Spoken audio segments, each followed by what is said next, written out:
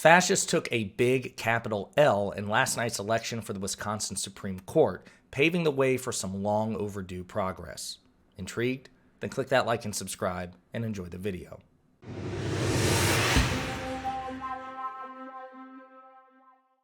All right, folks, before we get started, you've probably noticed that for the past few weeks, there's been relatively little output on this channel. That's due to a variety of reasons.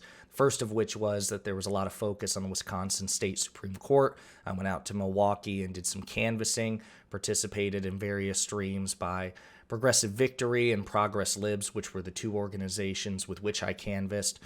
Progressive Victory is the one that's sponsored by Vosh. Progress Libs is the one that's organized by Maya, aka Femboy Maths. And so anyway, that occupied quite a bit of my time. Then, for the past more than a week, I have been waylaid by either the flu or a very wicked sinus infection, and it's the congestion still with me to this day. You can probably hear it in my voice. Either that or I'm going through puberty yet again, which kind of sucks because I'm 31 and I'm sick and tired of going through puberty, man. But anyway, despite the vocal fry and despite the congestion, I did want to speak because last night, April 4th, we had that big Wisconsin State Supreme Court election, which many people, myself included, believe is the most important election of 2023. And we won. Big freaking news, baby. We won. Judge Janet Protasiewicz, the liberal judge, she is officially the victor. She kicked Daniel Kelly's ass. He was the conservative opponent by more than 10 points. It wasn't like a lot of people were expecting a relatively close election. I know I was. And she wildly exceeded expectation, beat him by more than a 10-point margin. It's huge. This is colossal news for all the reasons that we described in previous videos. Wisconsin is the most conservatively gerrymandered state in the country. We're talking about a state that it's a swing state, number one. So during presidential elections in particular, the candidates fight over it. It's got 10 electoral votes. Wisconsin swung for Obama in his 2 terms. It swung for Trump in 2016. It swung for Biden in 2020. If you go back and forth, Wisconsin's a competitive state for Republicans and Democrats. And it's easy to imagine a scenario where those 10 electoral votes can make all the difference between who becomes our nation's chief executive. So it's a big deal. It's a state that, as far as we know, is relatively split in terms of its populace. There's no party affiliation when you sign up to vote in Wisconsin, so it's hard to get some of the statistics. But if you look at Pew Research and polling like that, 42% of the population say they lean left, 42% of the population say they lean right, and then you've got a 16% part of the population that identifies as moderate. So Wisconsin's hella competitive, and yet for the past 10 years, Republicans have done their damnedest to try to rig the game in their favor. They've become less and less and less confident in their ability to win based on popular support, popular appeal, popular policies. So what do? The second they get in power, they do what Republicans always do. They try to rig the game in their favor because they're not confident in their ability to win a fair fight. And Wisconsin has been, proof positive of that. For the past 10 years, this 50-50-ish state has had virtually a Republican supermajority in their state legislature because they've drawn the maps that way. That is inexcusable, that is inexplicable, that is absolutely indefensible. Political scientists and experts from across the spectrum, including conservative political scientists, have gone, guys, you've drawn this map ludicrously. And it was upheld for the longest time by the Wisconsin Supreme Court, which is comprised of 7 justices. And until this election, 4 of those justices were conservative. But now that Judge Janet Protasiewicz has won the election, the balance of the Wisconsin Supreme Court has now shifted towards the left, towards the liberal side. And we are reasonably confident that there will be cases before the Wisconsin State Supreme Court about gerrymandering, right? So where these maps can be redrawn.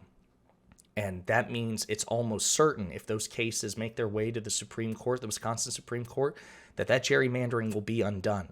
We have a reasonable expectation that future legislative maps in Wisconsin will be much more balanced. And that's bad news for Republicans because now they'll have to compete on even footing in relatively even terrain. They'll have to campaign on their record, their values, their policies. And that's a losing proposition for them. For the Republican Party in 2023, in most places, a fair fight is a losing fight. That's on them. The Democrats should not be punished, and Democratic voters should not be punished because Republicans can't win a fair fight. That's on them. Maybe they should moderate their policies. Maybe they should try to modify their rhetoric. Maybe they should distance themselves from MAGA extremism. That's on them. So this state Supreme Court race means that we now have a chance for Wisconsin to return to an actual democracy, right? Where both sides get to compete on their record, on their values, on their principles, on their policies. That's good. There's also other cases relevant to like reproductive rights. Right now, there's an 1849 Wisconsin or abortion law in Wisconsin on the books that criminalizes, punishes abortion. That will probably not be upheld if it makes its way before the Wisconsin Supreme Court. So there are all these things that matter both on the state and federal level. And the guy who ran against Judge Janet, this guy believes that affirmative action and slavery are equally prejudicial, equally racist. He believes that abortion is murder. He attempted to help Donald Trump in 2020. He was paid 6 figures by the Republican Party in Wisconsin to help Donald Trump try to steal Wisconsin's 10 electoral votes away from President Biden. This man is a fascist, and he got his ass kicked in last night's election.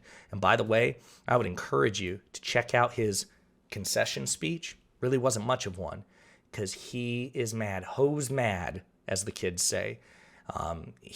It's mask off. You know, he says things like he wishes he has an honorable opponent to whom he could concede, but he doesn't. And he's like frothing at the mouth. He's insulting Judge Protasiewicz. He's saying that he's not optimistic about Wisconsin's future now. It's a full mask off moment. I would urge you to check it out. We definitely don't have time to play it now, but yeah, so that's where we are. This is really good news.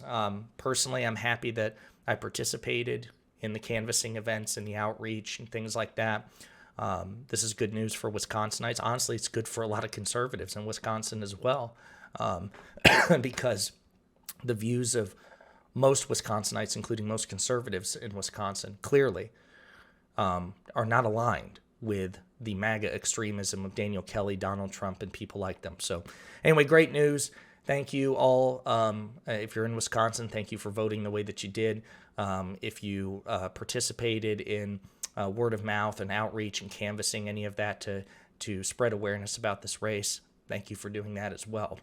And hopefully I'll get over this real soon, and we'll get back to pondering politics ASAP.